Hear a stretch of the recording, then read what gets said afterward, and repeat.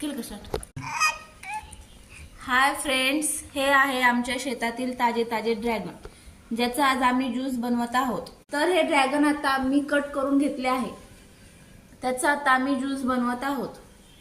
आम्ही ज्युसरच्या भांड्यात टाकून घेतले आहे. आमच्याकडे ज्युसर आहे म्हणून आम्ही त्याच्यात ज्यूस करत आहोत. तुमच्याकडे नसेल तर तुम्ही मिक्सर मध्ये देखील.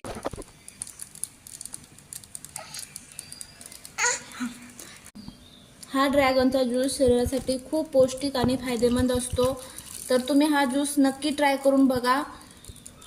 आवडल्यास लाईक सबस्क्राईब. आम्ही मिक्सरच्या भांड्यामध्ये टाकून घेतला आहे.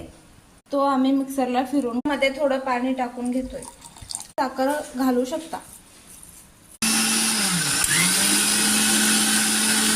तर तुम्ही बघू शकता किती छान प्रकारे हा ज्यूस तयार झालेला आहे.